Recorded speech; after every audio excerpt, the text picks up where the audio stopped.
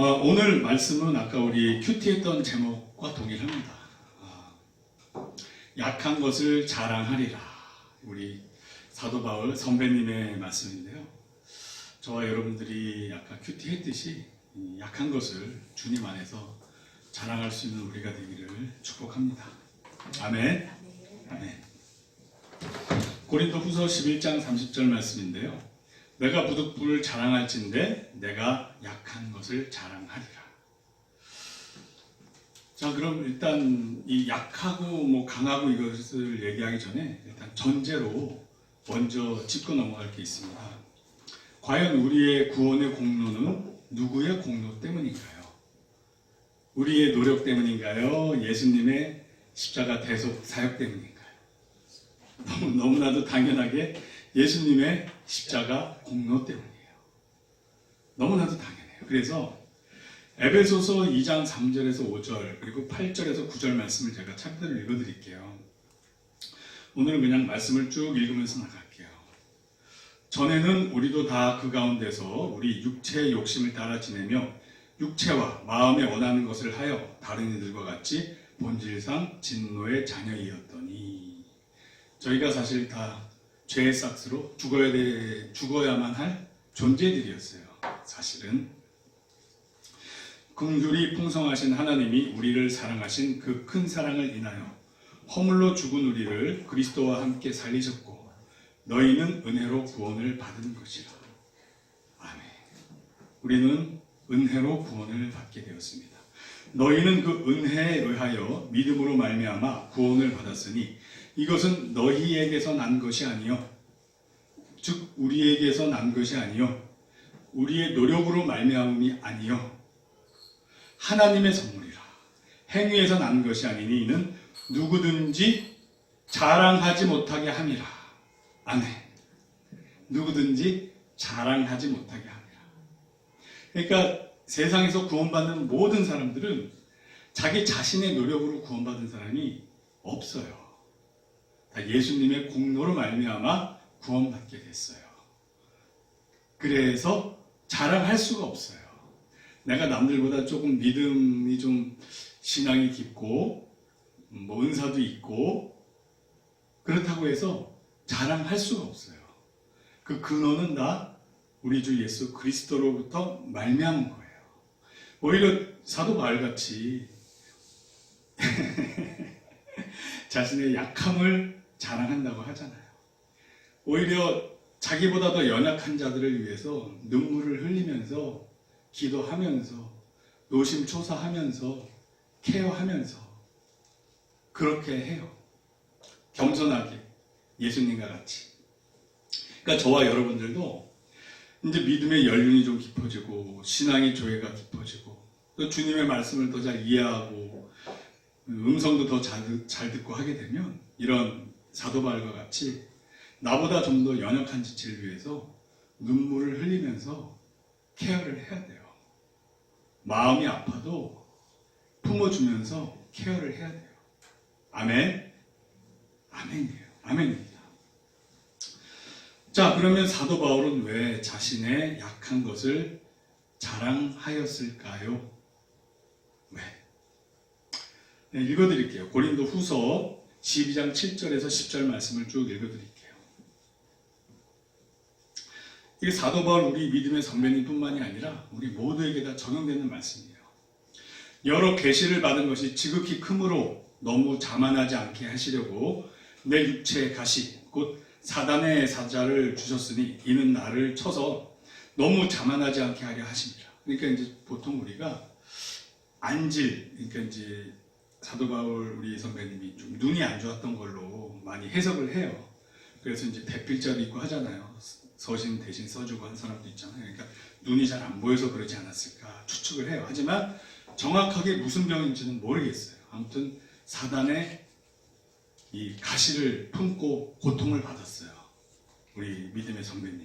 다른 사람들은 막 다 고치고 죽은 사람도 살리기도 했지만 자기에 있는 이거는 못 고쳤어요.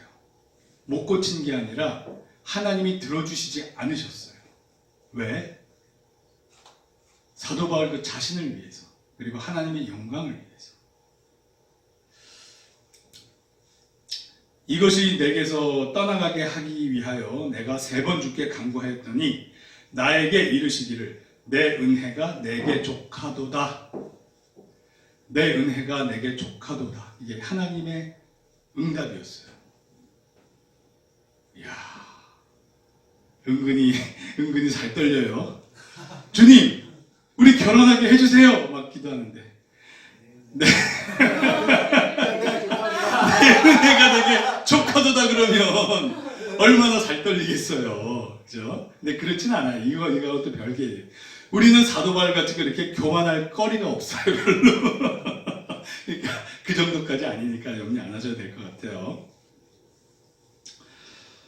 이는 내 능력이 약한 데서 온전하여짐이라 하신지라.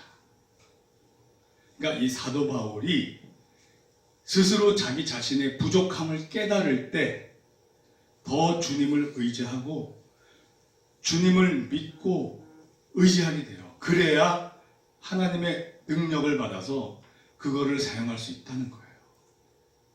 그건 저와 여러분들도 마찬가지예요. 우리의 연약함 스스로 알잖아요. 자기 자신의 어떤 점이 연약한지 알잖아요. 가장 쉽게 넘어지는 포인트가 어딘지 알잖아요. 그거를 위해서 계속 기도하고 있잖아요. 네. 그래서 그럴 때마다 주님이 아니었으면 나는 정말 지옥의 자식인데, 내가 회개하고 용서를 구할 때마다 70번씩 7번이라도 용서해 주라고 하신 말씀이 우리한테 적용이 되는 거예요. 그러니까 무한히 우리를 용서해 주시는 거예요. 우리가 연약해서 넘어질 때마다, 회개할 때마다 주님은 우리를 용서해 주세요. 그러면서 우리는 깨닫게 돼요. 나의 연약함이 오히려 주님과 친밀하게 만드는 계기가 될 수도 있구나. 근데 여기까지만 깨달으면 돼요. 이거를 상습적으로 써먹으면 안 돼요. 죄짓고 회개하고 일부러 그런 사이클로 들어가면 안 되죠. 그거는 우리 중심을 보고 계시기 때문에 다 알고 계시고, 어쩔 수 없이 버티다 우리가 넘어질 때가 있어요. 육신을 입고 있어서 넘어질 때가 있어요. 그럴 때마다 또 회개하고, 주님이 또 나를 이렇게 구원해 주시는구나. 주님이 또 나를 이렇게 죄악에서 수렁에서 구원해 주시는구나. 그 은혜에 감사하면서, 그러니까 초신자 때는 저도 잘 몰랐어요. 제가 그렇게 죄인이었는지, 죄 짓고 넘어지는지를 그 자체를 몰랐어요. 근데 믿음이 자라고 성장하면 할수록 사소한 거에도 양심에 뭔가 찔리니까, 지금 정말 나는 진짜 우리 사도 바울 우리 선배님의 말을 빌려서 죄인 중에 괴수로구나. 뭐 그 정도까지는 아니더라도 정말 어쩔 수 없는 죄인이구나. 어쩔 수 없는 죄인이구나. 어쩔 수 없는 죄인이구나. 이거를 느낄 때마다 그 은혜의 크기를 크게 느끼게 돼요. 주님 감사합니다. 주님 감사합니다. 주님 감사합니다. 그러니까 사도 바울은 얼마나 하나님의 은혜에 감사했겠어요. 자기의 죄가 얼마나 컸다고 느꼈겠어요.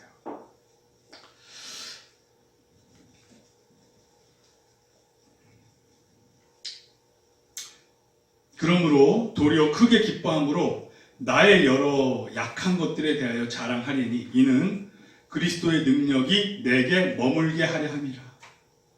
자기의 연약함을 채워줄 주님을 의지하는 거예요. 주님을 의지하는 거예요. 아멘. 아멘이에요. 아멘이에요. 저는 이런 은혜를 이제 초신자 때는 못 느꼈어요. 내가 잘 믿는 사람인 줄 알았어요. 나름대로 의인인 줄 알았어요. 이 정도면 잘 믿는 거지. 이 정도면 괜찮지. 근데 어느 순간 이제 그게 아닌 걸 깨닫게 됐어요. 저도. 네. 그래서 감사하고 그 은혜에 감사할 수 있게 됐어요. 그러니까 신앙생활, 믿음생활이 은근히 연륜을 필요로 해요. 그러니까 연륜이 지나면서 순종하려고 애쓰면 애쓸수록 이런 걸 배우게 돼요. 이해하게 돼요. 사도 바울 우리 선배님이 왜 이런 얘기를 하셨을까가 와 닿아요. 전에는 그냥 나 정도면 잘 믿는 거지. 뭐 내가 죄 짓는 게 뭐가 있어. 뭐 새벽 예배도 안 빠지고 막, 응? 막 열심히 하고 중보기도도 열심히 하고 뭐 구역장으로서 우리 구역원들 막 케어하고 응? 나름대로 헌신하고 잘 믿는 거지. 예, 그런 착각 속에서 저도 지냈던 적이 있습니다. 그러므로 내가 그리스도를 위하여 약한 것들과 능욕과 궁핍과 박해와 곤고를 기뻐하노니 이는 내가 약한 그때의 강함이라. 아멘. 아멘. 아멘이에요. 그러니까 저는 이런 구절이 이해하게 됐어요. 이제는 믿음의 연륜이 좀 된 것 같아요. 저도 저의 약함이 좀 자랑이 될 것 같아요. 근데 여기서 딱 결론이 여기서 끝나면 안 되겠죠. 네, 지금 결론을 내리기 전에 그러면 사도 바울이 과연 자랑할 게 없는 사람이냐? 한번 읽어보자고요. 고린도 후서 11장 22절에서 29절. 사도 바울을 공격하는 세력이 있었어요.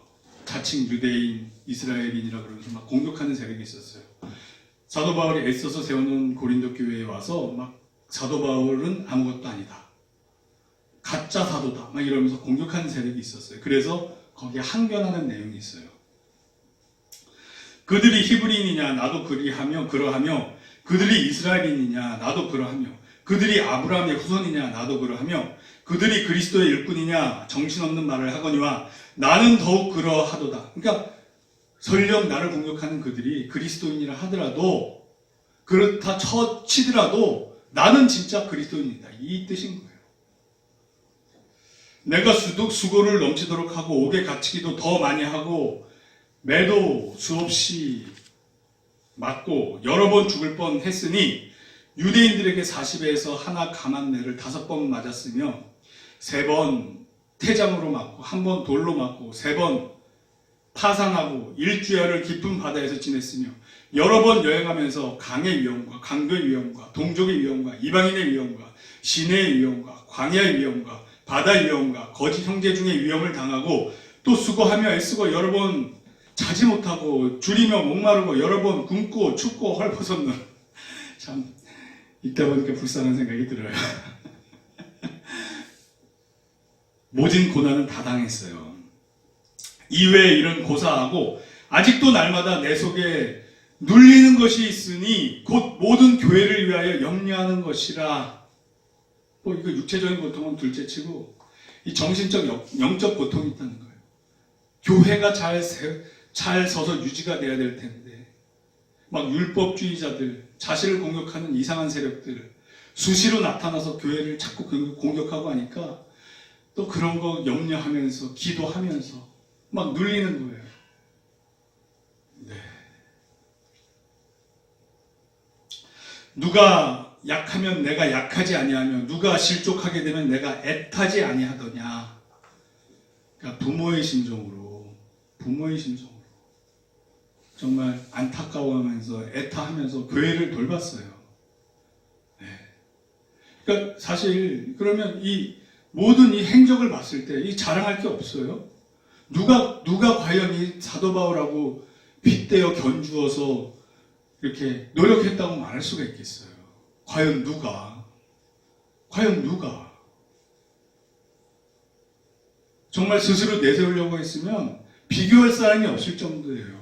게임이 안 될 정도예요. 퍼펙트하게 정말 이길 수 있는 그런 상황임에도 불구하고 자신은 자랑할 것은 오직 자신의 약한 것밖에 없다는 거예요. 저와 여러분들이 이러한 영성을 품게 되기를 축복합니다.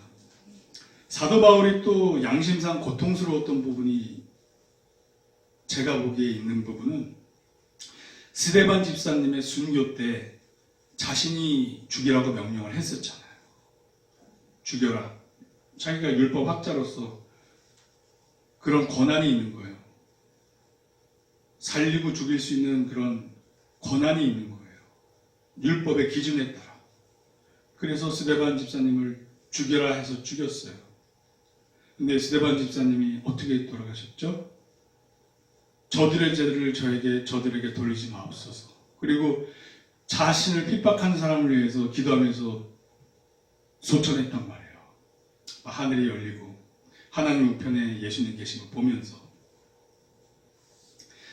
사도 바울이 이때 영적 금이 가기 시작했어요. 타격을 받았어요. 왜냐하면 사도 바울이 악한 사람이 아니고 나쁜 사람이 아니에요.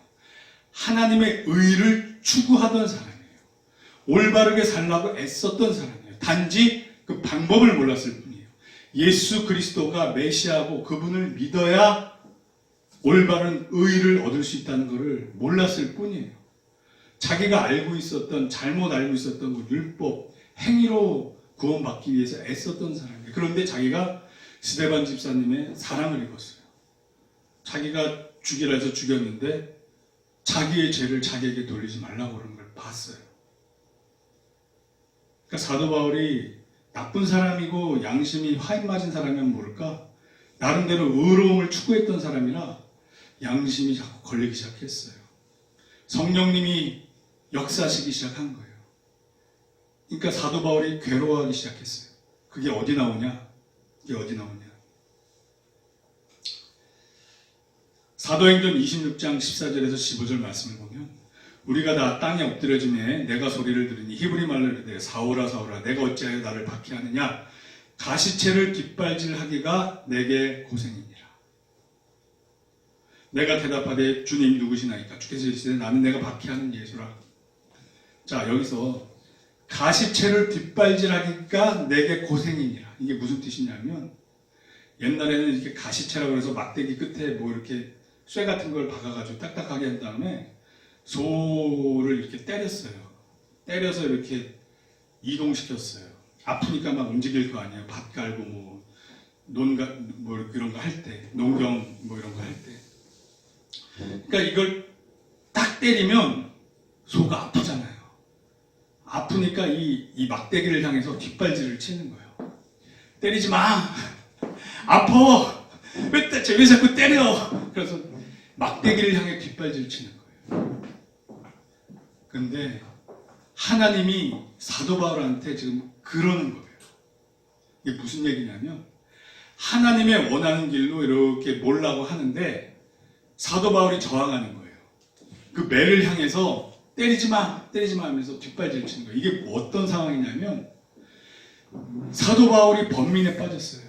자꾸 양심에 찔리면서 그 스데반의 죽는 모습이 떠올라. 괴로운 거야, 어느 순간부터. 이게 뭐지?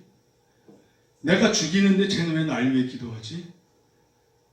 내가 죽이는데 쟤는 왜 날 위해 기도하지? 내가 죽이는데 쟤는 왜 날 위해 기도하지? 그러나 이 길이 맞으니까 이 길을 가야 돼. 고통스러운 거예요. 자기가 알고 있는 율법에 따라 가야 돼. 하지만 양심은 자꾸 고통스러워지는 거예요.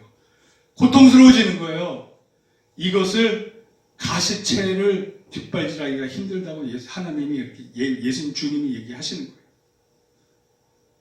이쪽 길로 가.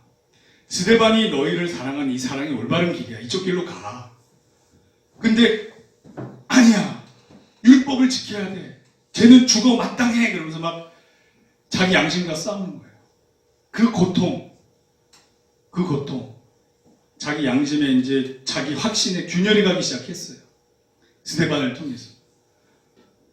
그렇게 시작이 돼서 결국 딱 주님이 딱 다메섹 도상에서 나타나셨을 때, 아, 이게 그거였구나. 내가 추구해야 될 길이 이 길이었구나. 예수 그리스도께서 살아계신 하나님의 아들이시고 이분이 메시아였고 내가 죽였던 스데반은 이분을 올바로 믿었던 사람이었구나 라는 것을 깨닫게 된 거예요. 아멘. 그러니까 우리도 주님이 우리를 이렇게 인도하는 길이 있어요. 거기에 저항하려고 그러면 힘들고 아프고 양심에 찔리는 수가 있어요. 그럴 때 주님이 우리한테 뭐라고 그래요? 가시체를 뒷발질하기가 고생이구나 이러시는 거예요. 그러지 말고 그냥 나의 인도하심을 따라 순종하여 나의 인도하심을 받고 내 뜻대로 가려. 거기에 순종하면 할수록 우리는 편해지는 거예요. 결국 사도 바울은 직접 주님을 만나고 나서 이제 완전히 깨졌어요. 자기 자아가 깨지고 자기가 잘못 알았던 게 이제 올바로 회복기에 이제 들어가게 되죠. 아나니아를 통해서 또 와서 기도받고 성령 충만함 받고 눈이 가려졌던 게 또 열리고 커플이 벗겨지면서 그런 역사가 일어납니다. 자 그러면 우리 예수님의 케이스를 한번 보자고. 예수님의 케이스를 보면 예수님이 하나님의 사역을 하기 전에 어떤 일이 있었냐. 저와 여러분들이 이 롤모델이신 예수님을 봐야 돼요. 저와 여러분들이 이 롤모델이신 예수님을 봐야 돼요. 마가복음 1장 12절에서 13절 말씀을 보면 성령이 곧 예수를 광야로 몰아내신지라. 그러니까 하나님이 예수님을 광야로 가게 하셨어요. 광야에서 40일을 계시면서 사탄에게 시험을 받으시며 들짐승과 함께 계시니 천사들이 수종들더라. 그러니까 하나님이 예수님으로 하여금 이 사탄한테 마귀한테 시험 들게 이끄셨어요.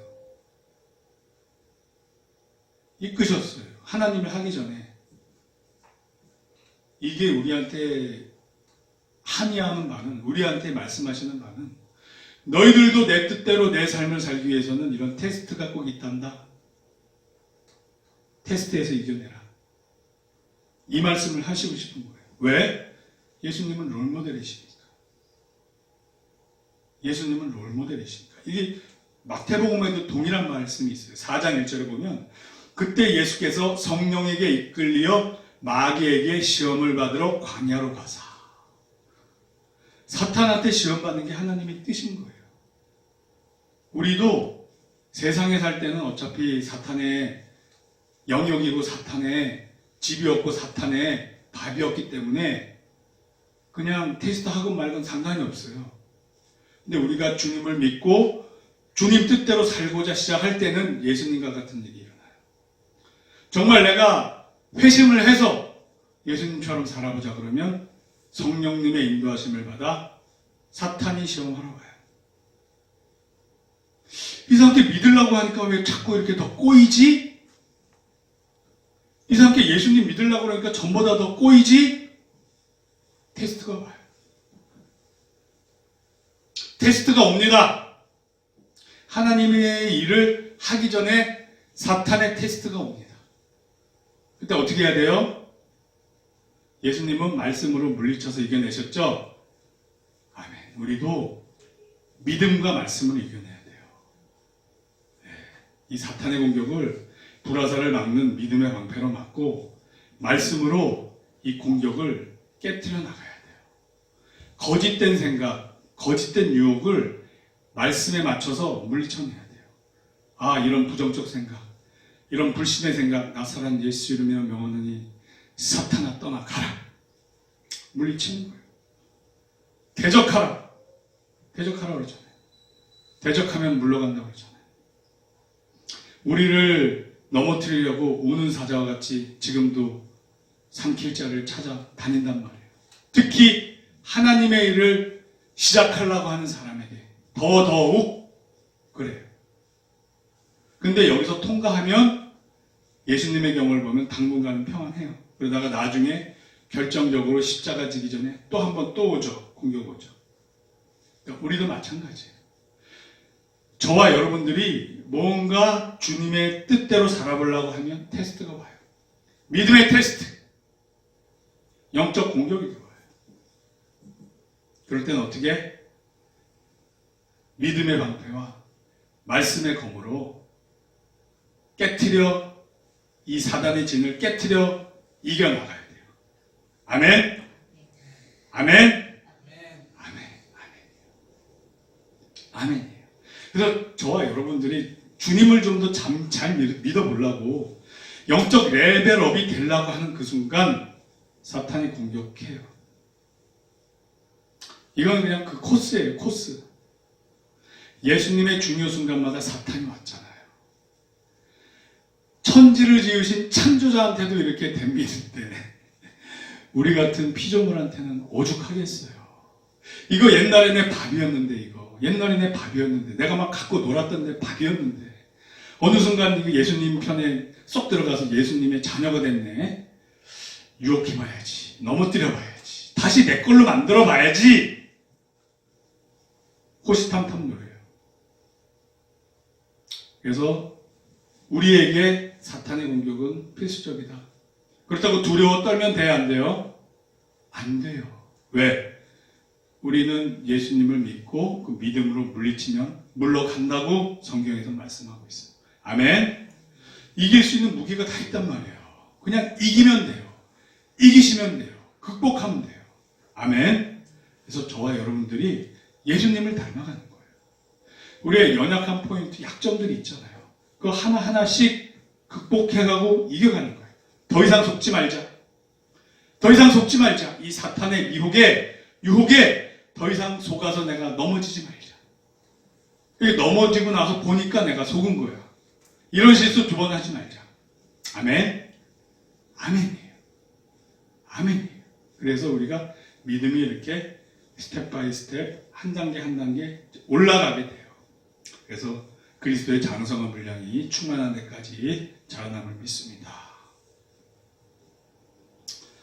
베드로전서 2장 21절 말씀을 보면 이를 위하여 너희가 부르심을 받았으니 그리스도도 너희를 위하여 고난을 받으사 너희에게 본을 끼쳐 그 자취를 따라오게 하려 하셨느니라. 그러니까 우리는 그 예수님의 그 본을 따라가면 돼요. 아멘. 아멘입니다. 결론으로 예수님처럼 성령님을 의지하여 어떠한 시험이 와도 이겨내는 저와 여러분들이 되길 바라고 마무리로 마태복음 18장 3절에서 4절 말씀을 읽고 마무리 짓는데 우리가 어린아이 같아져야 돼요. 우리의 부족함, 약함을 자랑할 수 있는 어린아이 같이 돼야 돼요. 오직 어린아이 같이 우리 부모님, 주님을 꽉 믿고 의지하고 붙잡는 절대적 믿음을 갖고 붙잡는 이런 어린아이 같이 돼야 돼요. 아멘. 아멘입니다. 이르시되 진실로 너희에게 이르노니 너희가 돌이켜 어린아이와 같이 되지 아니하면 결단코 천국에 들어가지 못하리라. 그러므로 누구든지 이 어린아이와 같이 자기를 낮추는 사람이 천국에서 큰 자니라. 아멘. 그러니까 우리 예수님의 성품을 닮아 온유하고 겸손하게 주님 앞에서 항상 낮추면서 우리의 부족함을 주님의 완벽함으로 채워가는 우리가 되기를 축복합니다.